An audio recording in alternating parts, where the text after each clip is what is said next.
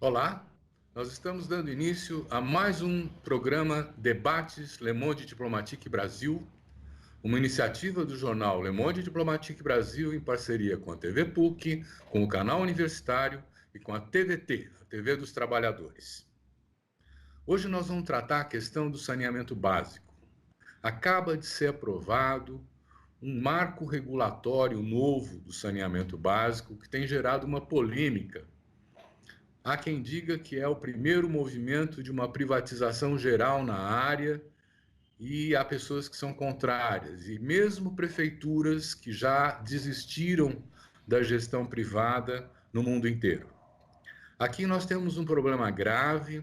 São 35 milhões de brasileiros que não têm acesso à água, quase 100 milhões de brasileiros que não têm acesso ao esgoto tratado. E esse é um dos indicadores piores de saúde pública que nós temos para apresentar para o mundo.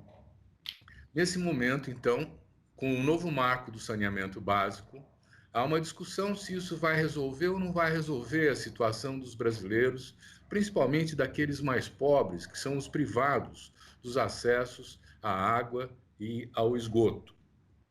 Para tratar dessa questão, nós convidamos duas pessoas muito especiais. Nós convidamos a Renata Furigo. Muito obrigado, Renata, por estar aqui com a gente. Né? Obrigada. A Renata é doutora em urbanismo e membro do grupo de pesquisa Políticas Territoriais e a Água no Meio Urbano, da PUC. É engenheira, é urbanista, é mestre em saúde pública e é coordenadora e docente do curso de Engenharia Civil das Faculdades Integradas Maria Imaculada em Mogi Guaçu. É também coordenadora na Secretaria de Planejamento Urbano da Prefeitura de Mogi-mirim. E participa do ONDAS, o Observatório Nacional do Direito à Água e ao Saneamento. Ótimo ter você aqui com a gente. Obrigada. Quero apresentar também o Rubens Naves, advogado. Ele foi chefe do Departamento de Teoria Geral do Direito e coordenador da Teoria Geral do Direito na pós-graduação da PUC. É fundador do escritório Rubens Naves Santos Júnior, que coordena até hoje um dos escritórios mais admirados do país. O Rubens tem uma forte inserção nas questões do terceiro setor. Ele foi presidente da Fundação Abrinq, é membro fundador e conselheiro da Transparência Brasil, é diretor e membro do conselho do jornal Le Monde Diplomatique Brasil, para a nossa satisfação. Ele é membro do conselho curador do Fundação Padre Anchieta e da Fundação Faculdade de Medicina da USP, entre outras organizações. Tem vários livros publicados e atua na área de saneamento básico há mais de 20 anos. Muito obrigado, Rubens, também por estar aqui com a gente. Prazer, Silvio. Eu quero começar levantando uma discussão, né? Houve sempre planos de saneamento básico que nunca foram para frente, né? As empresas privadas dizem que não se interessam pela área porque a rentabilidade é baixa. O setor público não investe porque são canos embaixo da terra que não geram votos. Quer dizer, primeiro seria importante entender como é que nós chegamos a essa situação de agora, porque nós tivemos um processo intenso de urbanização, né, nos últimos 20, 30 anos, né, e não houve um correspondente investimento na área de saneamento básico. Por que que os governos não se ocupam dessa questão tão importante para a saúde pública e para a vida das pessoas? Renata, você queria começar? Comece sim. Primeiramente, eu gostaria de agradecer pelo convite, né? Estou muito honrada aqui de fazer parte desse debate junto com o professor Rubens aí, foi um prazer em conhecê-lo.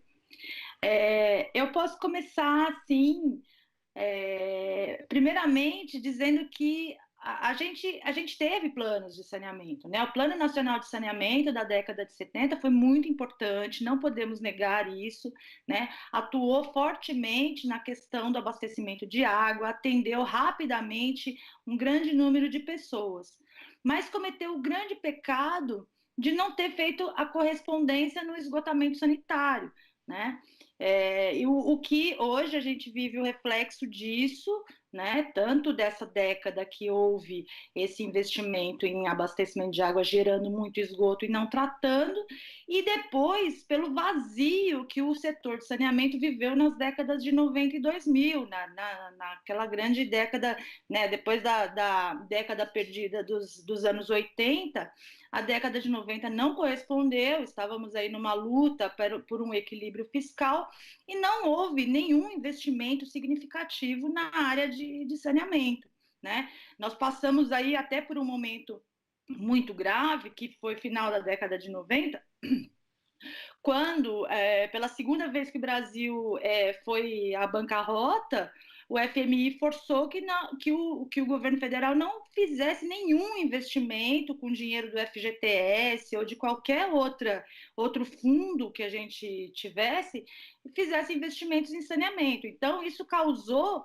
um colapso, de fato, né? O que já vinha acontecendo em termos de poluição foi um colapso muito marcante aí na nossa história, né?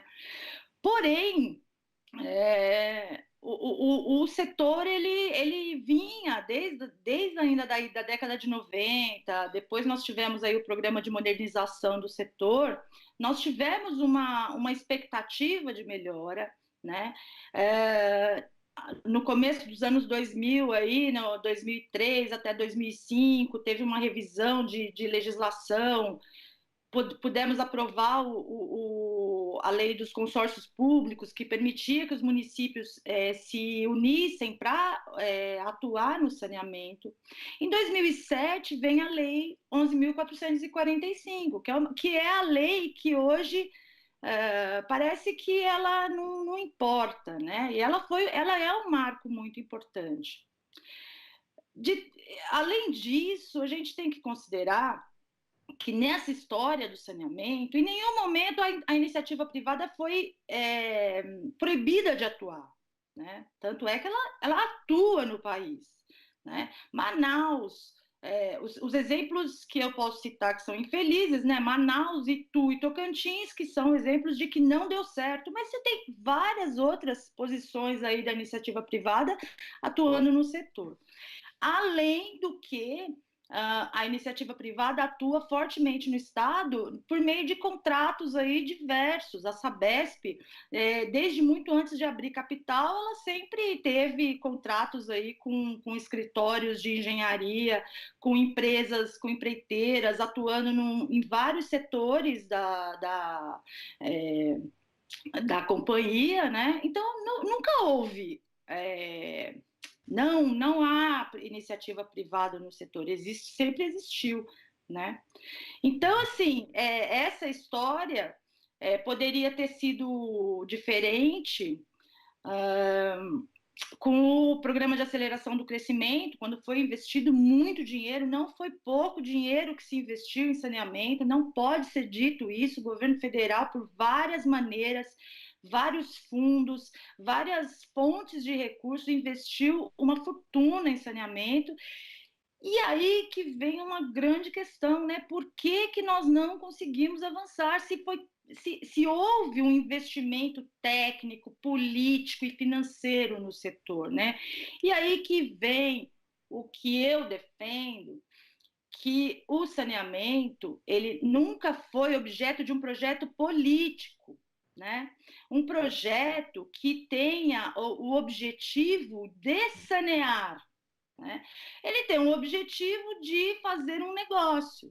Desde a época do Planasa, o saneamento ele está montado numa estrutura empresarial. Se antes era público, era monopólio, né? E hoje está se discutindo essa atuação maciça do saneamento, da iniciativa privada, ainda não existe um projeto político de sanear, né, de atingir os objetivos do saneamento. Quais são os objetivos do saneamento?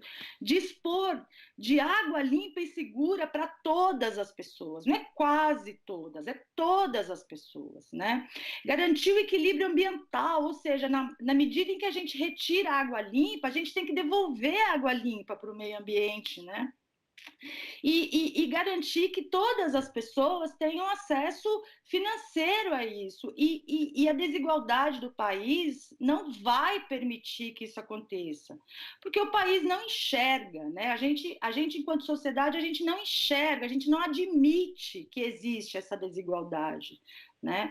E, por isso, eu acredito pessoalmente que esse novo marco não é novo, ele não tem nada de novo, e ele não vai trazer o que ele está prometendo. Vai ser mais uma vez, nós estamos adiando, vamos chegar lá em 2030, nós vamos estar falando a mesma coisa, porque não existe um projeto político para sanear as cidades brasileiras. Muito bom. Eu quero agradecer. Queria passar a palavra para o Rubens com essa pergunta. Vamos continuar explorando um pouco. Por que que o investimento parou durante 20 anos em saneamento? A população cresceu, as cidades se tornaram maiores, as favelas foram se construindo nesse processo que já é marcado pela desigualdade na sua própria Constituição, né? E nós vemos que saneamento não era importante para o governo de nenhum deles, né? Quer dizer, como é que você explica o estado que nós estamos agora, a situação que chegamos agora, Rubens? Bom, Silvio, antes de mais nada, obrigado pelo convite aí, e é um prazer, Renata, participar de você nesse encontro para discutir esse tema tão importante que é o saneamento básico.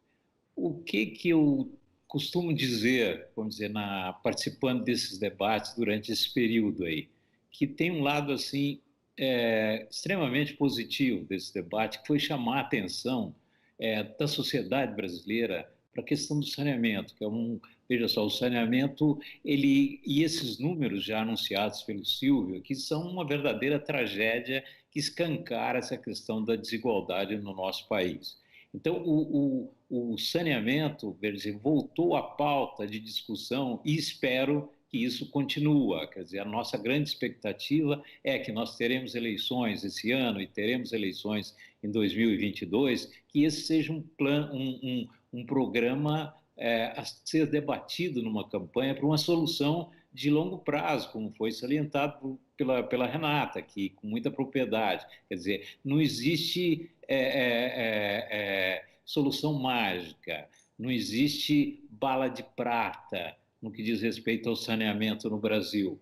E também essa crença que nós temos na nossa cultura muito enraizada, que a lei resolve os problemas, quer dizer, não resolve. A lei estabelece, fundamentalmente, em poucas palavras, as regras do jogo, como é que os objetivos poderão ser alcançados. Então, o lado negativo de todo esse debate que nós tivemos aqui no que diz respeito a esse chamado novo marco legal de saneamento, que foi uma simples alteração de uma lei já, da Lei Nacional de Diretrizes Fundamentais aí na área do saneamento, a 11.445, de 2007. Então, o que nós tivemos aí de negativo nesse debate? Foi uma grande ilusão, foi uma tentativa de vender essa ilusão. Veja só, que a partir do momento que você tenha um volume significativo, uma participação ampla da iniciativa privada no processo de expansão do saneamento, de universalização do saneamento, então isso vai se resolver rapidamente. Que teremos, então, recursos privados disponíveis no Brasil e recursos privados disponíveis no mundo para esse investimento. Então, esse projeto discutido e de uma forma, inclusive, assodada pelo Congresso Nacional, na medida em que nós tivemos duas medidas provisórias oriundas do governo, que essas medidas provisórias elas foram rechaçadas, elas não tiveram continuidade do seu debate. E esse projeto, com essa mesma fundamentação, quer dizer, um projeto nitidamente que ele pode ser enquadrado nessa perspectiva da política do governo hoje como um todo, uma política neoliberal, essas duas medidas provisórias foram rechaçadas. Mas vamos dizer assim, com a crise que nós estamos vivendo, com essa pandemia, quer dizer, que é o nosso problema imediato e mais sério, que houve um aproveitamento desse espaço, veja só, para justamente, na calada da noite, vamos chamar assim, ser aprovado esse projeto que nós perdemos uma oportunidade para a gente ir mais a fundo nas discussões sobre o saneamento básico no Brasil.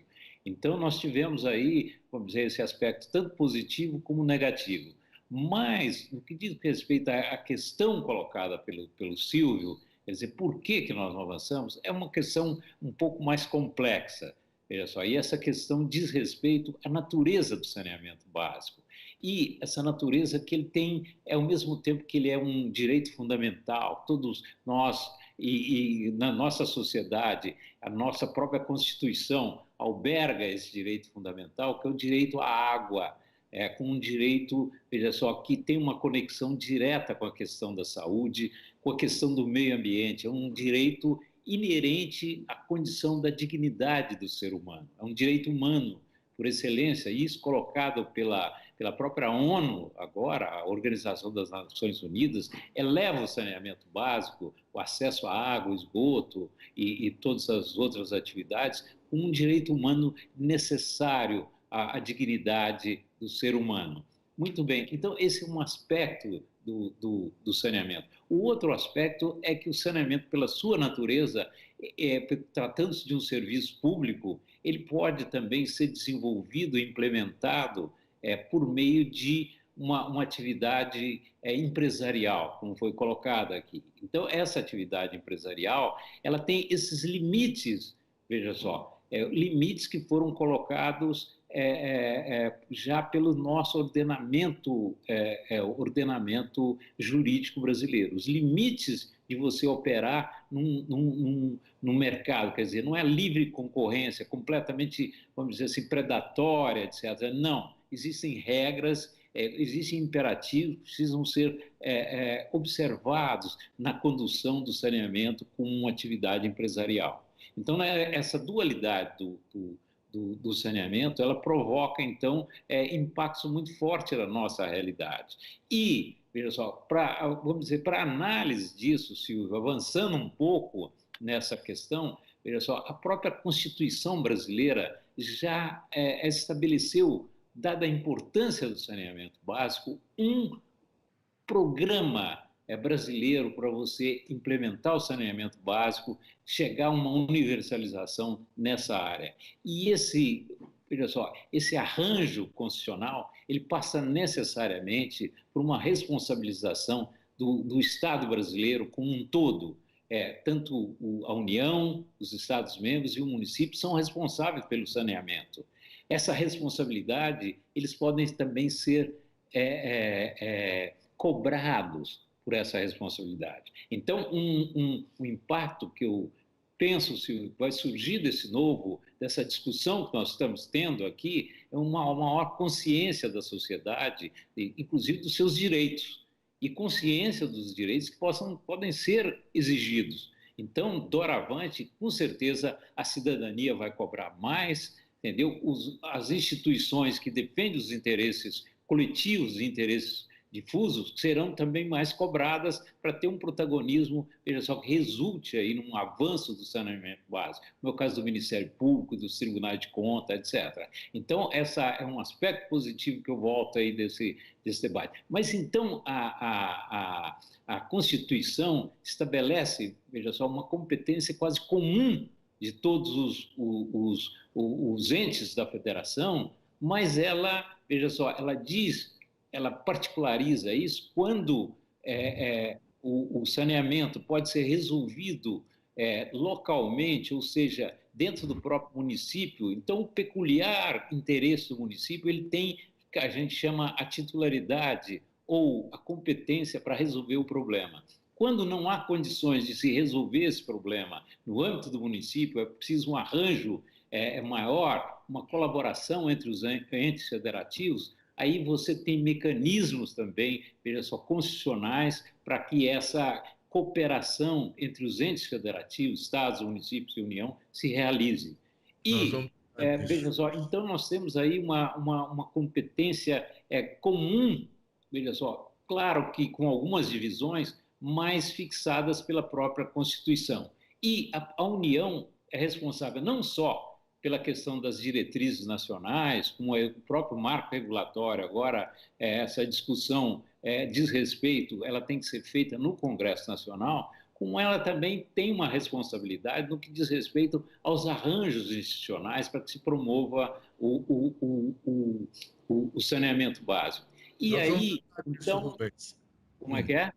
Nós vamos tratar disso, eu vou tratar da Ana, vou tratar de várias então, coisas. veja só, então vamos dizer assim, essa questão, a forma, veja só, então esse projeto de lei que nós estamos vendo, nesse momento, a partir do que ele, vamos dizer, puxa, veja só, todas as atividades para uma centralidade no plano da União, ele fere esse princípio federativo que a nossa Constituição ela protege. Ou seja, uma primeira visão que nós temos dessas mudanças que ocorreram com esse projeto de lei que foi aprovado, quer dizer, é que ele vai de encontro, ou seja, ele atropela o nosso princípio federativo. Então, vamos dizer, como alguns autores desse projeto, ele diz que ele busca maior segurança jurídica para investimentos privados, a rigor ele não busca ele não vai conseguir, ele vai trazer mais conflitos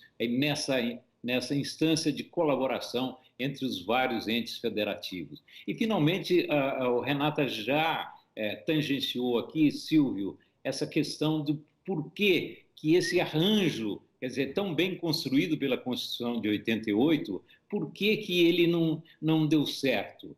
Ele não deu certo, e já foi ventilado aqui no nosso debate também, que nós tivemos uma crise, principalmente nos anos 80, com um processo inflacionário muito grande, e que esse processo inflacionário, vamos dizer, fez com que as autoridades responsáveis pela política econômica e financeira do Brasil impedissem que as tarifas ou taxas, etc., fossem reajustadas. Vamos dizer, porque, essencialmente, o setor do saneamento no Brasil, ele vamos dizer assim, a contrapartida do pagamento pela água, pelo tratamento do esgoto, etc., é feito pelo usuário. Vamos dizer, a tarifa que remunera o prestador do serviço, seja ele público ou seja privado. Então, a partir do momento em que você congela essa tarifa, você destabiliza todo o sistema. Então, as empresas estaduais foram atingidas assim pesadamente. Então, veja só, elas nunca mais se recuperaram. E vamos dizer assim, esse projeto atual, ele, ao invés de trabalhar numa recuperação dessas entidades e das próprias autarquias municipais também, ele vai, ao contrário, abrir um caminho para essas empresas ficam completamente afastadas desse novo momento em que se busca resolver a questão do saneamento. Então, esse é um dos motivos, vamos dizer, porque também, vamos dizer, nós, a partir do momento em que foi lembrado aqui pela Renata, que o Planasa, quer dizer, o plano da década de 70, ele atingiu as suas metas, quer dizer, com planejamento, principalmente com planejamento, falta muito no Brasil, e nessa área especificamente. Com planejamento, nós podemos, e com recursos públicos e recursos privados, podemos avançar. Não avançamos porque houve essa ausência de uma vontade política, de um projeto político específico para alavancar a questão do saneamento do Brasil. Ótimo, obrigado. Então, eu acho que a gente tem que entrar nessa discussão do marco regulatório um pouquinho mais à frente, mas eu ainda tenho uma pergunta. Saneamento inclui manejo dos resíduos sólidos, inclui manejo das águas pluviais. Por que isso ficou de fora, Renata? É a pergunta de $1 milhão, né, Silvio? Por que ficou de fora uma questão tão absolutamente necessária que são os resíduos sólidos, né? Nossas cidades estão tomadas pelo lixo, né? Nós não temos pouquíssimas ações assim de avançado na questão da reciclagem né? A reciclagem dos resíduos da construção civil, nós já temos tecnologia, nós já temos conhecimento acumulado a respeito do reaproveitamento dos entulhos de construção. A Escola Politécnica da USP já provou, por A mais B, que você pode utilizar, inclusive, na manufatura aí de concreto de alto desempenho, e nós não utilizamos até hoje esses resíduos da construção civil, nós não reciclamos eles, né? Nós temos o problema das cooperativas de reciclagem, que elas são a salvação do nosso país, essas cooperativas, os catadores de reciclagem, eles são a salvação do planeta, né? Mas eles são ignorados nesse universo tão problemático do saneamento, né? A questão do resíduo domiciliar, o que os municípios gastam, o que eles pagam de transporte desses resíduos, porque não tem soluções locais, a necessidade de fechar os lixões, os municípios não conseguem ter aporte técnico e financeiro para resolver essa questão, um problema extremamente sério que foi deixado de lado. Foi absolutamente relegado aí a segundo plano, e depois a gente vê, olha, vamos fazer o seguinte, vamos prorrogar mais um pouquinho aí o prazo dos municípios desativarem os lixões. Então, assim, são 2 pesos e 2 medidas para problemas que são iguais. Para mim, o problema do esgotamento sanitário, o problema dos resíduos sólidos, eles são equiparáveis. E um interfere no outro, né?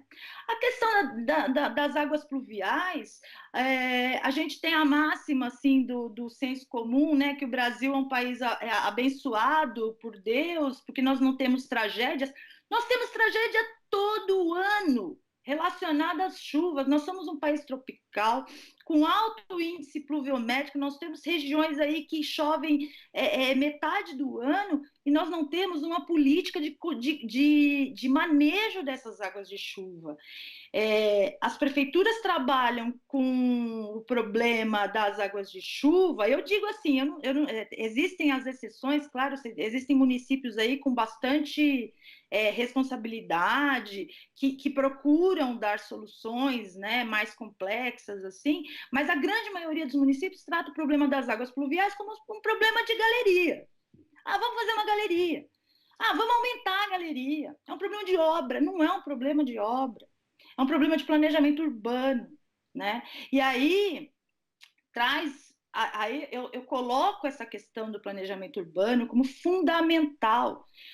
Assim como o saneamento é tratado como uma mera mercadoria de interesse ou não é de interesse do mercado para investir, o planejamento urbano é tratado da mesma maneira, né? Nós temos um problema de exploração da terra urbana que ignora todo esse cenário de tragédia que as cidades vivem, porque nossas cidades, as cidades do Brasil, de uma maneira geral, elas vivem uma tragédia urbana, né? É problema de enchente, é problema de lixo por todo lado, não trata o esgoto, os rios estão todos poluídos, as pessoas sofrem com isso, é poluição do ar, e o problema do planejamento, que é o zoneamento. Os planos diretores têm uma série de artigos muito bem intencionados, mas o que ele faz na prática é zonear a cidade para o mercado imobiliário, né? Então fica difícil a gente discutir um problema que eu chamo, né, aí da literatura que eu utilizo de referência, né, dos meus referenciais aí, trata-se de um problema socio-natural, é um problema ecológico, né, absolutamente interdisciplinar, e é tratado do enfoque do mercado. E é esse o nosso problema, o nosso pecado reside aí, né, é tratar tudo como se fosse uma questão de dinheiro, e não é. Eu coloco para vocês o seguinte ponto: se nós tivéssemos 600 bilhões de reais hoje para colocar hoje no saneamento, em 2030 a gente não teria universalização. Não teria, porque nos falta planejamento, nos falta plano, estratégia, como o professor Rubens disse. Não temos um plano, nos falta isso.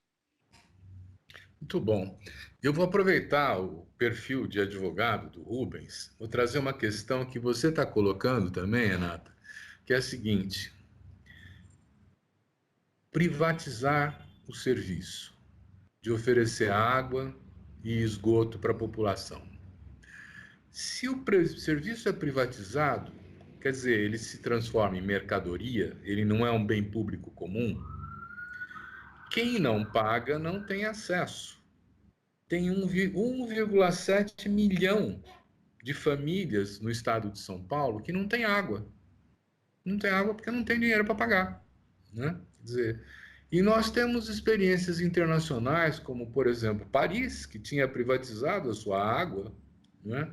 Onde o legislativo municipal retomou em suas mãos, né, a gestão direta da água e disse o seguinte, simplesmente, de uma maneira muito curta: o interesse privado é incompatível com a prestação de um serviço público. O serviço público tem que olhar o usuário, o interesse privado olha o lucro. Eu sei que vai ter que ter uma regulamentação dessa lei, ainda não teve, né? Eu sei que tem a ANA, que seria, mas não funciona como uma espécie de regulador efetivo. Rubens, como é que você vê esse movimento? É um movimento de privatização? Afinal, olha, hoje em dia, as companhias estaduais estão detendo 72% desse mercado e as empresas privadas apenas 6%. É um momento que eles pretendem fazer uma expansão grande desses 6% para 2 dígitos, né? Como é que você vê esse movimento de privatização, Rubens? Bem, Silvio, o que nós todos lutamos é pela universalização do fornecimento de água e do tratamento de esgotos.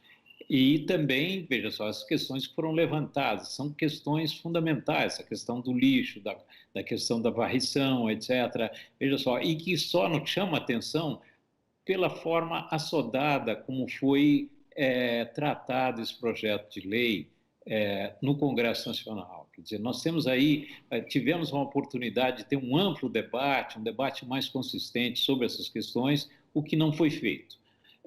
Aproveitaram no momento de pandemia, ao invés de tratar dos problemas mais imediatos da pandemia, trataram de questões estruturais. Muito bem, como eu chamei a atenção já aqui, todas essas normas, vamos dizer assim, elas obedecem a esses princípios que são colocados na Constituição, chamado princípio federativo, que diz que saneamento é uma questão de todos os entes. Então, a rigor, Silvio, veja só, é tão contraditória essa questão, há um novo marco, vai resolver a questão com a presença da iniciativa privada. Veja só, em nenhum momento, veja só, a iniciativa privada esteve impossibilitada de participar do saneamento.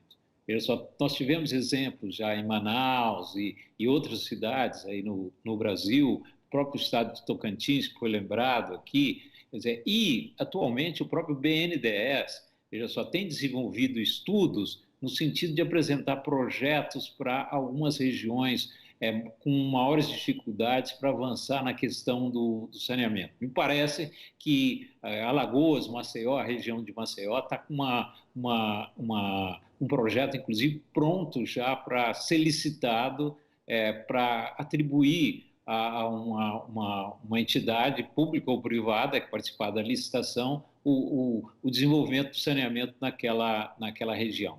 Mas, veja só, então não existe um obstáculo à participação.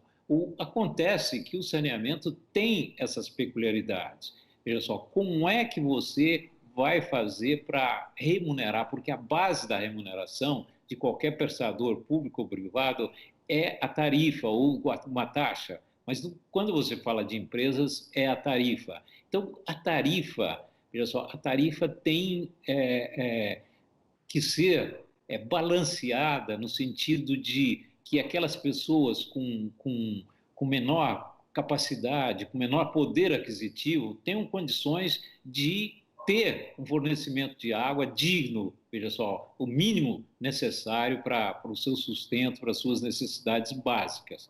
Veja só. Então, nós vamos, quando a gente vê que tem milhares de pessoas que não têm condição de pagar a tarifa, essa questão surge aí, o imperativo público de fornecer essa água. Então, você cobrança da água pela uma entidade privada, ela já sofre aí um desequilíbrio, um impacto muito grande.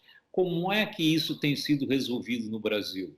Isso tem sido resolvido de uma forma que eles chamam chamado subsídio cruzado, quer dizer, regiões, vamos dizer, com maior capacidade, com maior poder aquisitivo, então subsidiam outras regiões. Isso foi instituído nesse plano da década de 70, que funcionou, vamos dizer assim, bem durante um determinado período.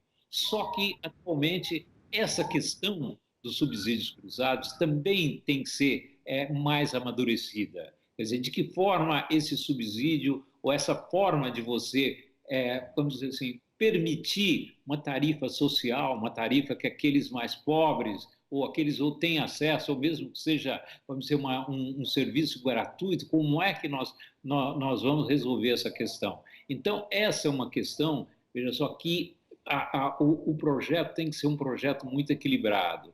E, com certeza, esse projeto, a partir do momento que você tem, vamos dizer assim, uma população maior, que não tem uma capacidade contributiva, não tem dinheiro para pagar a tarifa, então não há o interesse em que do prestador de serviços, principalmente o prestador privado, em avançar nessas áreas. Então, veja só, nós vamos ter aí algumas regiões que vão necessitar de um outro tipo de arranjo. A Constituição prevê esse arranjo? Prevê, tem um artigo 241 prevê lá que os municípios podem se consorciar, eles podem ter arranjos só para resolver essas situações em micro-regiões ou em aglomerados urbanos, ou então com a situação das chamadas regiões metropolitanas. Então, se resolve isso, veja só, compensando um pagamento de tarifa por escala. Uma tarifa comercial, por exemplo, ela é mais cara do que a tarifa residencial. Então, existem arranjos como esse. Mas, a partir do momento que você tem uma capacidade contributiva muito reduzida por parte dos usuários, quer dizer, o sistema ele se complica aí. Então, é por isso que há sempre a necessidade de você tratar o saneamento como uma política pública. Você tem que ter fontes que você possa compensar esse desequilíbrio. Então, esse, vamos dizer, projeto, ele perdeu a oportunidade de você ter a criação de um fundo que é nacional que possa resolver essa questão. Um fundo, recursos, e todo mundo diz, puxa, recursos tem recursos privados, tem públicos. Eu até faço uma brincadeira, Silvio, que eu acho que faltou uma visão macroeconômica nesse debate. Faltaram economistas, vamos dizer assim, nesse debate. Eu recordo aqui que parece que a Conceição Tavares, que é hoje foi uma brilhante economista, hoje ainda tem uma sabedoria fruto da idade aí. Então a Conceição fala, por que não constituir um fundo, não só para o saneamento, mas para toda a infraestrutura, que possa, veja só, ser um instrumento de justiça social, quer dizer, com um percentual sobre as privatizações, quando nós tínhamos aquele momento de privatizações na área do petróleo, das regiões de produção de petróleo, etc. Um outro economista que também foi o Amir Cair, que diz, vamos dizer, por que parte das nossas reservas cambiais não pode se constituir um fundo para você alavancar essas infraestruturas hoje no Brasil? São recursos públicos, e os recursos públicos, vamos dizer, a gente tem que também, quando vê essa história de saneamento, ver um pouco da história do Brasil, dos momentos de desenvolvimento. Quer dizer, e o dinheiro público, recursos públicos, foram sempre e serão sempre muito importantes nesse equacionamento. Então, eu vejo, Silvio, nessa sua questão, veja só assim, nós perdemos aí uma oportunidade e que, vamos dizer, essa oportunidade seguramente ela será daqui para frente objeto de uma luta política no sentido de você priorizar o saneamento. Ótimo. Luta política no sentido de envolver um outro ator que participou pouco desse debate, que é a chamada sociedade civil. A cidadania precisa comparecer. Muito bom. Eu queria trazer para vocês uma reflexão que é a seguinte. Volta e meia a gente está com a ameaça da falta de água nas principais cidades. Agora mesmo parece que os reservatórios não estão lá muito satisfatórios nos seus níveis, né? E até onde eu alcanço, quer dizer, a porcentagem de água consumida por nós, seres humanos, aqui no Brasil, não chega a 2 dígitos, né? O resto vai para o agronegócio, para a agricultura, para a indústria, que tem um consumo muito grande de água. E esse pessoal não paga água, ou paga. Renata, como é que é? Você tem, você tem os instrumentos da Política Nacional de Recursos Hídricos que permite fazer a cobrança adequada pelo uso, né, a outorga, né? Quando você retira a água para uma determinada finalidade, você paga uma tarifa, um preço aí por essa retirada de determinada quantidade de água. E isso vai para o Fundo de Recursos Hídricos da Bacia Hidrográfica, né, para a gestão da bacia hidrográfica. Nós temos esse recurso, né, mas é preciso dizer o seguinte, né, o saneamento, ele consome aí, da ordem aí de 60% da quantidade de água, né, superficial, aí o saneamento consome bastante, né? Claro, nós somos 200 milhões de habitantes, né? Nós consumimos água. E também a gente consome uma quantidade de água que, para os padrões de um país tropical, um país quente, né? É uma cultura, nós temos uma cultura de asseio, né? Nem é tão grande assim. Eu, particularmente, não acho que a gente que a gente desperdice tanto quanto as propagandas aí. Não, porque precisamos diminuir o consumo de água, consumimos muita água. Olha, alguns lugares, alguns nichos da sociedade consomem muita água. Na média, nós consumimos uma quantidade que eu acredito, para o nosso padrão, né, de país tropical, eu acredito adequado.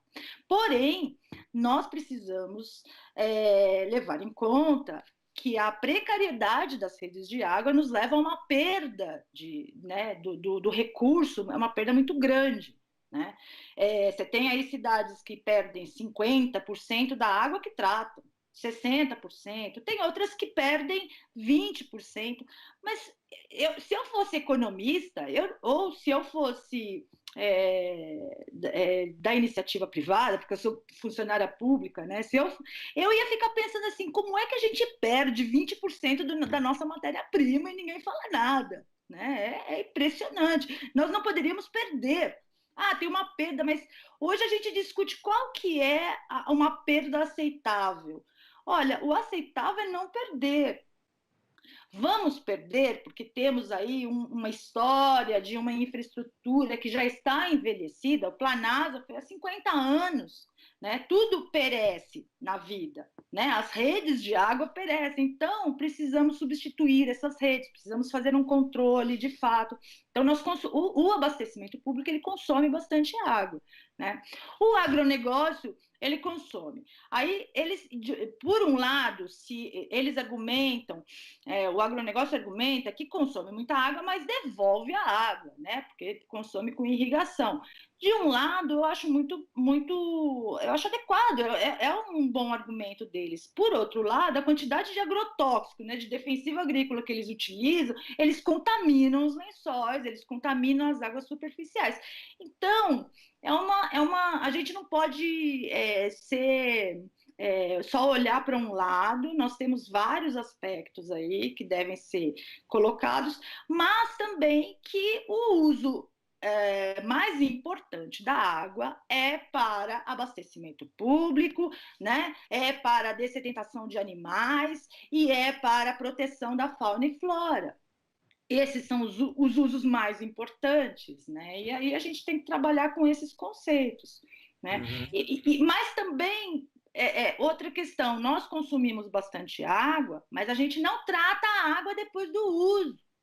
Então tem esse fator que pesa para o lado do abastecimento público. Escuta, nós precisamos tratar esses esgotos. É fundamental que a gente trate os esgotos. Mas, Silvio, tem um problema que a iniciativa privada não vai resolver, porque é um debate que tem que ser feito com a sociedade, que eu acho é o seguinte, nós estamos achando mesmo que tratar esgoto custa o mesmo preço que tratar uma água que eu tirei da represa? Não é muito caro tratar esgoto. Só que o custo da poluição é tratado pelos economistas como uma externalidade. A sociedade está disposta a pagar o preço do tratamento de esgotos? Ninguém está discutindo isso. E não é o mesmo preço de se tratar uma água que você captou de uma represa, né? De uma água que a gente chama de uma água bruta. O esgoto ele requer uma tecnologia, um cuidado, um custo alto, né? Elevado para ser tratado. Isso daí, eles vão colocar na tarifa, a sociedade não vai admitir. Então ele vai colocar esse custo, ele vai diluir esse custo no custo da água e do esgoto. Ele não vai dar certo. Ele vai precisar de um recurso público, ele vai precisar desses fundos tão importantes, como a professora Maria Conceição coloca, como diversos economistas colocam. Olha, a gente precisa fazer uma vaquinha para sustentar o saneamento, porque é de interesse público, né? O saneamento ele tem a peculiaridade de ser interesse difuso. Não parece que ele é de interesse difuso, mas ele é. Né? Parece que ele é de interesse individual na medida em que a gente coloca uma ligação de um relógio de água na porta de cada casa. Porém, o esgoto, quando sai e não é tratado, ele vai prejudicar a sociedade e o meio ambiente como um todo. Então, ele é de interesse difuso. Né? Então, ele requer financiamento de outras fontes que não seja só a tarifa. Obrigado, Renata. Rubens, eu tenho uma questão para você, que é o problema da regulação, né? Primeiro, eu estou entendendo que esse novo marco do saneamento precisa ser regulamentado, não é isso? Ainda tem um caminho. Depois eu fico observando que 58,6% dos municípios brasileiros não têm plano de saneamento, né? Ao lado disso, eu estou colocando várias questões para você ter a liberdade de se movimentar nelas, né? A Agência Nacional, de fato, ela precisaria ter um papel muito mais incisivo de regulação e imposição de metas e limites para o setor privado, né? E a gente não vê as agências de regulação brasileiras fazendo isso. Elas são muito mais associadas aos interesses das grandes corporações que se movimentam na área do que defensoras do interesse público, né? Então, tem a questão da regulamentação, se está valendo já ou precisa ser regulamentado. Tem a questão de que se você regulamentar e não tem plano nacional, não tem plano de município, não dá para fazer. E tem a Ana, né? Quer dizer, o que é que ela vai fazer? Ela vai mudar o seu perfil ou ela vai continuar sendo o que já é? Bem, Silvio, essa é uma das questões assim mais importantes desse novo projeto que foi aprovado. Ou seja, para você ter uma ideia, se você for fazer uma visita a esse projeto, metade dos artigos tratam da ANA. Quer dizer, é algo, veja só, que é incompreensível, porque a ANA é a agência que trata principalmente das questões ligadas aos recursos hídricos no Brasil.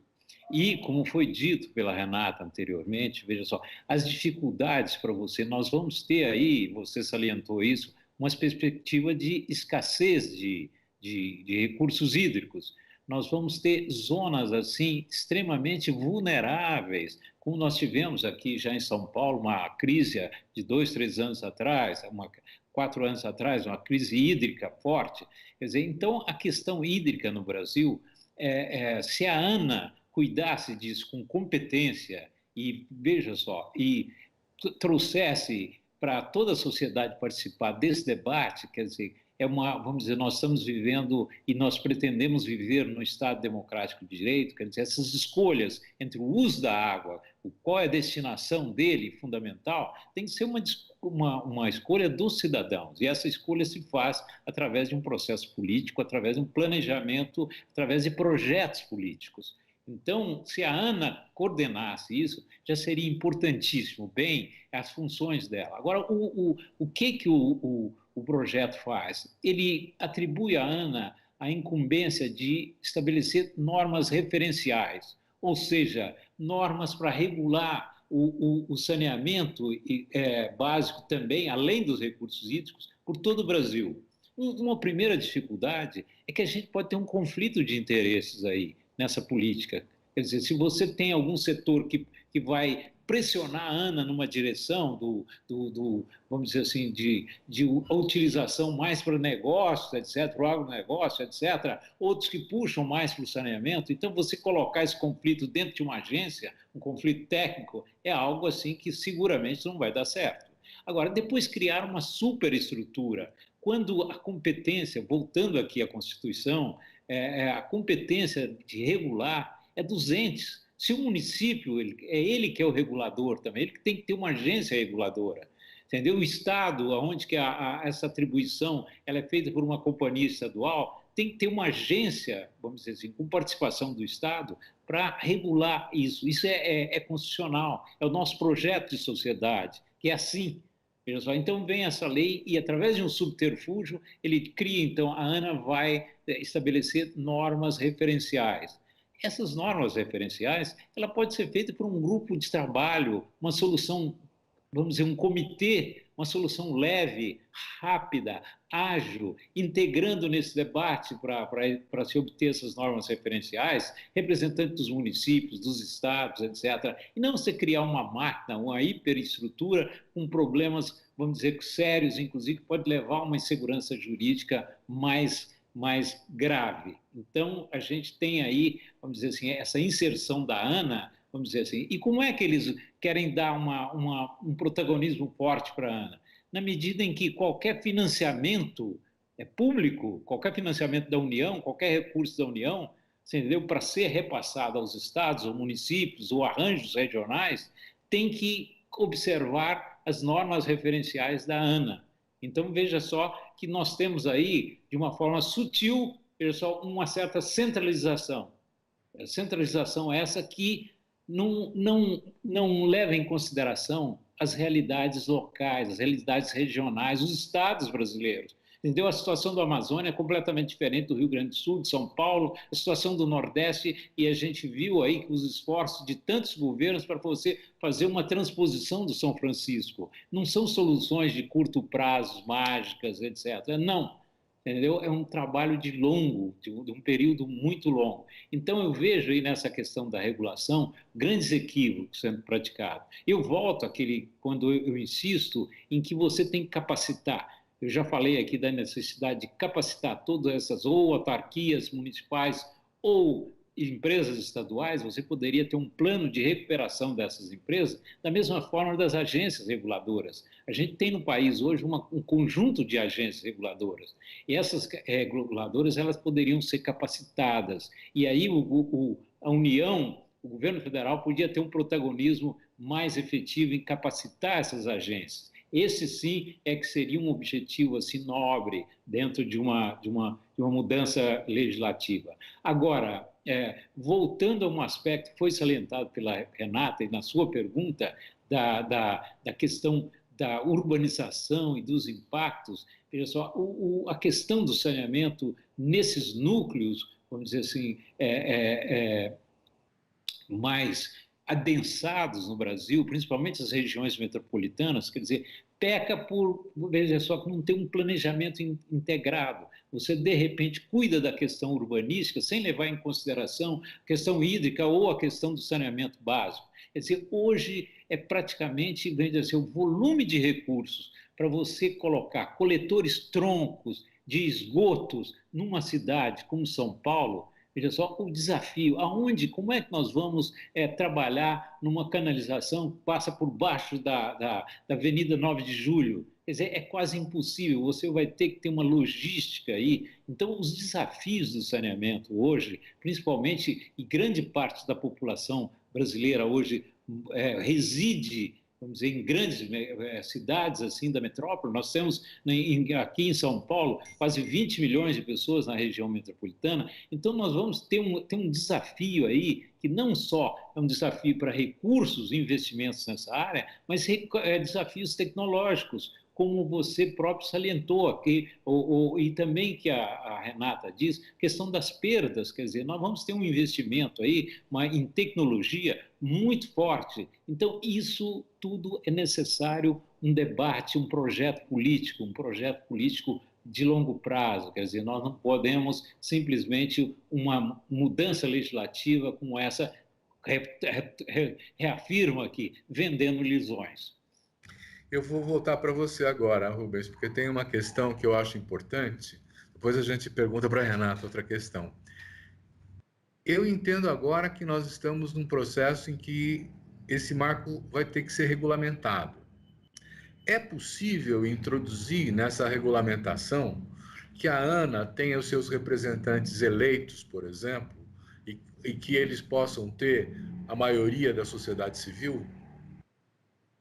Veja só, durante esse debate, a gente presenciou a participação aí de alguns representantes da ANA, etc. Os servidores da ANA estão muito conscientes do desafio e do que significa esse novo papel da ANA.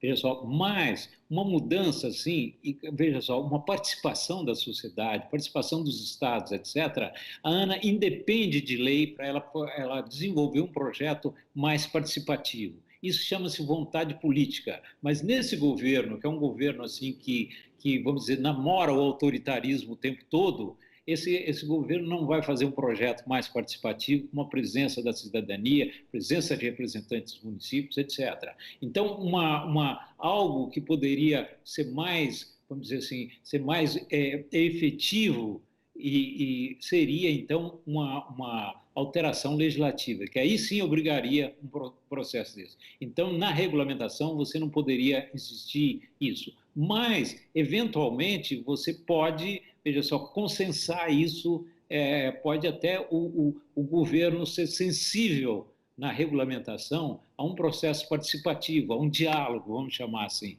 Entendeu? Isso há possibilidade. Então, talvez aí seja um momento, um protagonismo da cidadania e dos partidos políticos, principalmente os partidos políticos da oposição, que não apresentaram nenhum projeto alternativo. A verdade seja dita, que a oposição teve, simplesmente, ela se silenciou e não foi suficientemente combativa.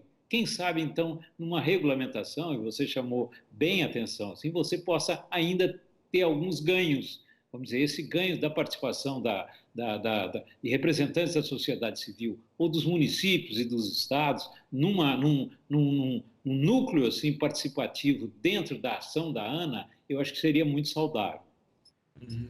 Muito bom. Olha, por incrível que pareça, já está passando o tempo, nós já estamos chegando no fim do nosso programa. Estamos a 4 minutos de concluí-lo. Eu não sei se eu acho que foi a companhia que foi muito boa, viu, Silvio, no debate aí. De todos nós, né? Muito bom, eu estou satisfeito também. Eu queria perguntar para a Renata, já que nós estamos falando de iniciativas da sociedade civil, nós estamos falando muito de governo, de política pública, mas o usuário, quer dizer, o beneficiário dessa política tem que estar presente, né?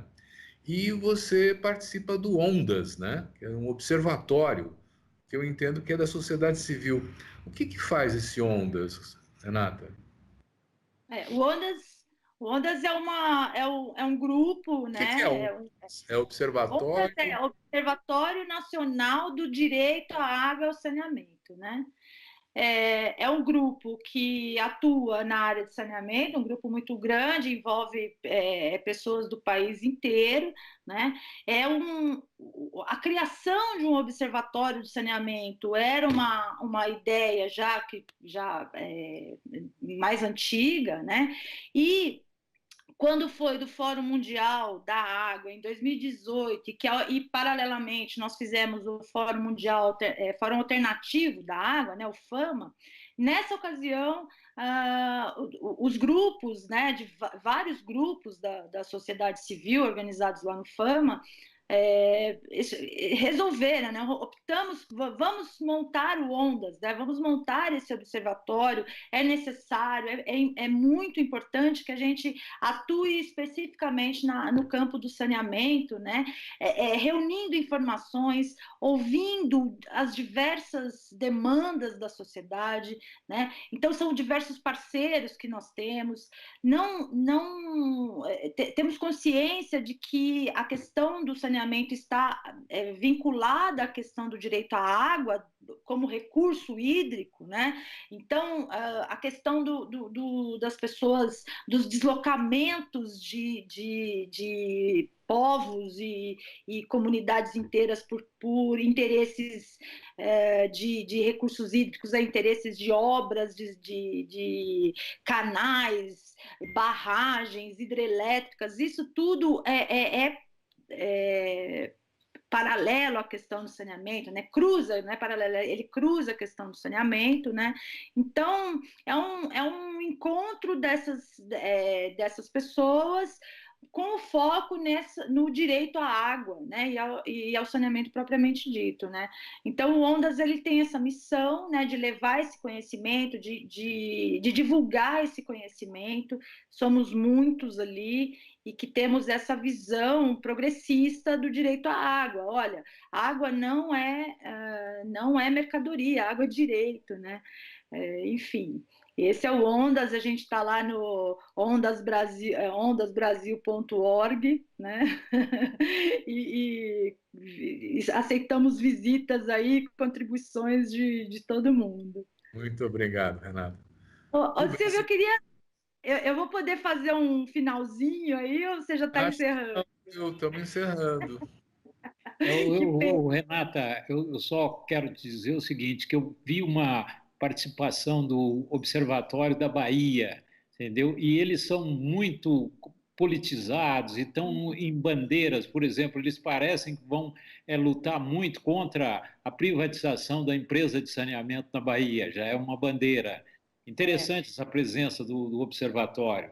É importante. Assim, são a Federação Nacional dos Urbanitários, né, vários sindicatos de funcionários de empresas públicas de saneamento a gente está unido aí esse projeto é um retrocesso, na verdade, né, um grande... Renata, a produção está dando 1 minuto para você explicar o que você queria falar. Não, é que eu preciso falar disso, gente, porque fica incompleta a ideia, né? Fica incompleto. Se a gente não falar da questão da universalização do saneamento, que é urbanizar favelas e loteamentos. Nós não podemos deixar de falar disso, né? São 6 milhões de domicílios em favelas e loteamentos precários pelo Brasil inteiro aí, que não tem acesso à coleta de esgotos, né? E são outros 3,6 milhões de domicílios que não têm acesso à água segura. Né? Nós não vamos universalizar o saneamento se a gente não atuar nestes territórios. E são estes territórios que a iniciativa privada não quer. Né? Porque esses territórios que têm a ver com com o déficit habitacional, porque sempre foi negado o direito à moradia a essas pessoas foram morar nos piores lugares da cidade, e que são os lugares que exigem obras mais caras. Né? Então, nós não vamos universalizar se a gente não tratar de maneira franca, né, de maneira transparente, que nós precisamos atuar nesse déficit. Muito bem, muito obrigado. Tem mais coisa, mas eu vou respeitar o tempinho. Essa conversa não para hoje, porque ela tem muita coisa para ser falado, né? Eu queria agradecer ao Rubens também, Rubens, porque mesmo sem você consentir, o seu tempo foi tomado pela Renata um pouquinho. Obrigada, professor. Foi um prazer, foi um prazer. Agradecer muito à Renata e ao Rubens Naves pela rica conversa que nós tivemos. Vamos continuar essa conversa e dizer àqueles que nos assistem que aguarde que tem mais. Muito obrigado.